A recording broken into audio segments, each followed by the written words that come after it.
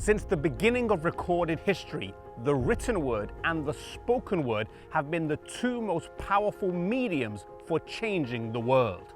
The spoken word, famous speeches, sermons, rallies, and calls to action, such as Dr. Martin Luther King's I Have a Dream speech and President John F. Kennedy's Ask Not What Your Country Can Do for You, and Jesus' Sermon on the Mount. These all and many more have relied heavily on the written word, both for their content and for their transmission after they have been given. In short, the written word has formed the basis for every major speech, for our education, our learning, and our spiritual growth, and has formed the bedrock of every major revival in world history. The Seventh-day Adventist Church has always had a close connection with the literature ministry, but in this regard it is not unique, but rather it's treading a well-worn path that previous movements and revivals have followed. The first 5 books of the Bible written by Moses, the Psalms written by David, Revelation written by John, these and all the other books of the Bible have inspired and changed lives up until this present day. The Bible is the most translated, printed, and read book in human history. The words in Habakkuk chapter 2 verse 2, write the vision and make it plain upon tables. The words to John in Revelation chapter 1 and verse 3, blessed is he that readeth, and chapter 21 verse 5, write, for these words are true and faithful. These help to show a biblical mandate for preserving and sharing what is written. If the writers of the Bible did not write down, we wouldn't have access to this limitless wealth of knowledge, wisdom, and transformational information. Writing changes lives. After John wrote the book of Revelation towards the end of his life, we then move into the time period of the early church, where Christianity struggled against much persecution for a few centuries. Following the conversion of Constantine and the subsequent compromise, we then see a time period of full-blown corruption, with the union of church and state beginning in the Roman Empire in 538, before moving into the time period known as the Dark Ages. One of the key characteristics of the Dark Ages is that the written word in the form of the Bible was prohibited from being translated and published in the local language. Slowly but surely, the darkness was peeled back. First, John Wycliffe, the morning star of the Reformation, arose in England, translating a copy of the Bible. Then John Huss and Jerome in Bohemia preached the gospel in the language of the people in Prague. Then Martin Luther in Germany added huge impetus to the Reformation with his movement of reform, strongly aided by his German translation of the Bible. One of the key ingredients in the Reformation in the 16th century was the invention of the Gutenberg printing press in the mid-15th century.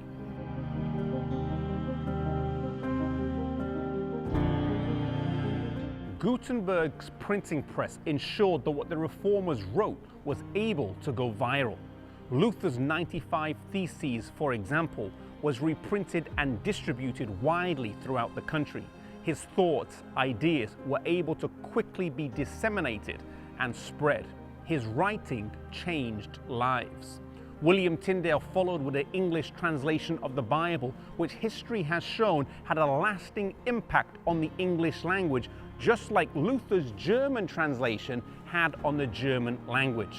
As influential English philosopher Francis Bacon, commenting in 1620, said that 3 inventions had changed the recent world as he knew. Gunpowder had changed warfare, the magnet for creating compasses and enabling easier exploration, and the printing press, which enabled ideas to sweep across Europe and the oceans of the world. To print a Bible now required paper, and whilst this was still expensive, It was still easier than the 300 sheepskins or 170 calfskins that previously needed to be collected to produce a single copy of the Bible. Gutenberg's printing press meant more access to information, more dissent, more informed discussion, and more criticism of authorities. As such, the printing press played a key role in popularizing ideas associated with the new Protestant faith during the European Reformation, allowing the press to shape and channel a mass movement. The printing press removed control of written content from the Catholic Church and made it difficult for the Church to prohibit the spread of what it regarded as heretical ideas. The written word began to shine light into people's minds. As society experienced some fundamental shifts, the English, German, Swiss, French, and Scandinavian Reformations gathered pace, and Protestantism became embedded in European culture. The 1700s witnessed some major changes, one of which was the birth of the United States of America, a land built on the ideals of religious freedom. We also see the great missionary movements launch, which were closely tied to the beginning of the British and Foreign Bible Society and the American Bible Society. As the written word spread around the world, there was a huge focus on translating it into the language of the local people.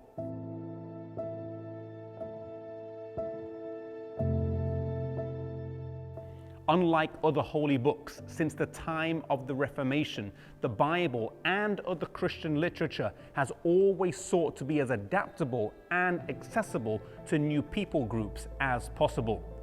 The late 1700s also saw the Great Advent Awakening, a revival movement based on the reading and preaching of Scripture. This was followed by the Millerite movement, which culminated in the Great Disappointment, which looked for the return of Jesus in 1844.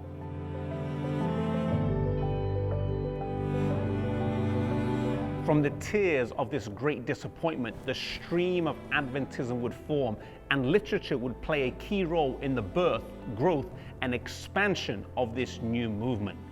Literature played a key role in early Adventism, both as a means of evangelism and also as bringing a sense of cohesion and togetherness amongst the believers. Literature was integral prior to the Great Disappointment, but this pushed on with renewed vigor after 1848, when Ellen White had a vision that showed her husband should produce a magazine and that it would be like streams of light that go around the world. In July of 1849, James White packed copies of The Present Truth into a borrowed carpet bag and walked the 8 miles to the post office in Middletown, Connecticut, taking the first steps to what would be a global publishing ministry. Let it be small at first, and as the people read, they will send you means with which to print, and it will be a success right from the start. Elsewhere, Ellen White wrote that our publications needed to be scattered like the leaves of autumn, and if there was one work more important than another, it is that of getting our publications before the people. Our early pioneers understood the power of literature. They knew the reality of when Ellen White said that our publications can go places where meetings cannot be held. In 1853, the Review and Herald bought its first printing press, and they operated from the house that James and Ellen White rented in Rochester, New York. They then moved to Battle Creek, Michigan, and it continued to grow. The Review and Herald was instrumental in early Adventism. They kept theological advancement going, and they helped to foster a sense of unity amongst the believers. Our early pioneers all wrote books: James and Ellen White, Uriah Smith, Stephen Haskell, J.N. Andrews, and J.N. Loughborough, to name but a few. Literature was pivotal. In fact, the need to register the printing press under a company was one of the reasons that led to the incorporation of our church in the 1860s. As the importance of literature grew, the means of spreading it wasn't limited to a shop front, but rather missionaries or literature evangelists would take books and magazines from door to door. The first literature evangelist who would sell books from door to door has a very interesting story. In the 1880s, James White met a young Canadian named George King who desperately wanted to be a preacher. He stayed with the Whites for a few weeks, and James was unconvinced that he had what it took to be a preacher. James White then approached Brother Godsmark and told him of George King's desire to preach, and asked him if he could work on his farm for a year, and then maybe at the end of the year, he would be ready to preach. He was a tall and slim man, and as he lived in this new home, he would often preach in the living room to the empty chairs. Soon it came time for him to preach his first sermon, but it was a blundering failure and anything but to the point. After a season of prayer, the mother of the home told him he could never be a preacher or hold the attention of a crowd, but he could be a fireside preacher and take books and tracts into people's homes and spread the message that way.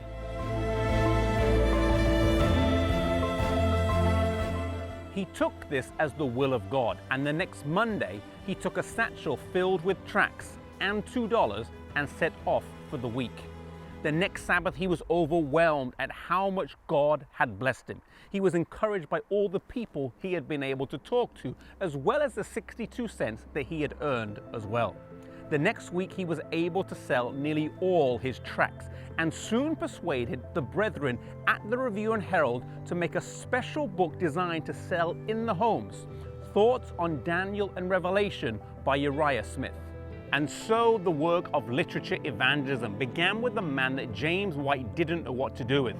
The literature evangelism work would spread and grow and become a huge ministry in and of itself. Canvassers or colporteurs would go around the country spreading the message, raising up believers and churches, and pioneering a way forward.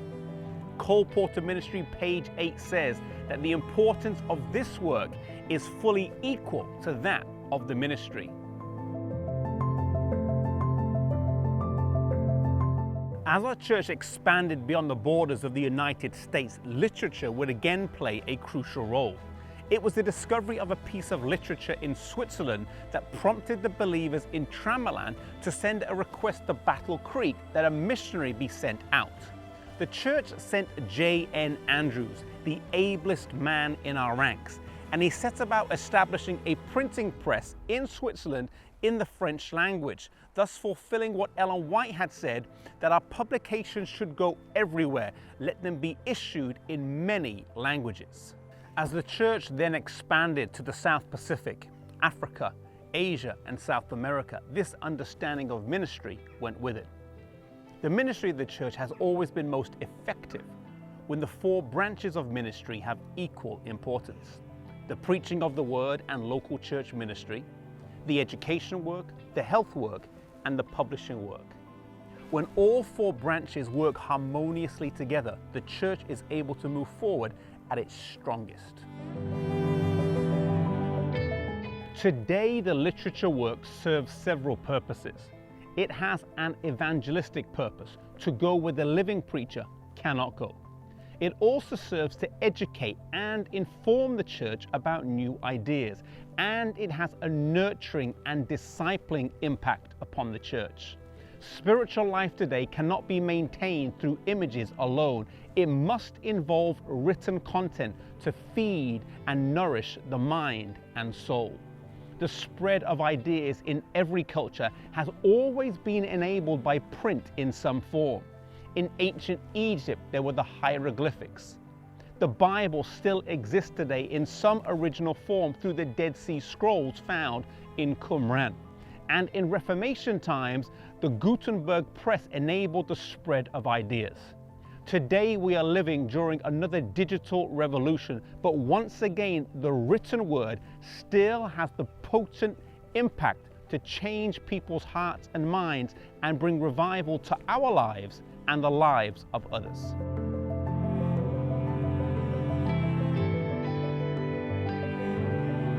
There are over 20,000 literature evangelists in the world today and almost 2,000 people working in publishing houses to facilitate the spread of literature as a means to educate and inspire mankind to live a better life reflective of God's intentions. We are living at an exciting time in Earth's history, at a time when we believe Bible prophecy is fulfilling before our eyes, at a time when the coming of Jesus is near. We know that before Jesus returns, the gospel will be preached to every nation, language, and people, and an integral part of the final proclamation will be the publishing and literature ministry. Ellen White, commenting on this work, says that in a large degree through our publishing is to be accomplished the work of the other angel of Revelation 18, who comes down from heaven with great power and who lightens the earth with his glory.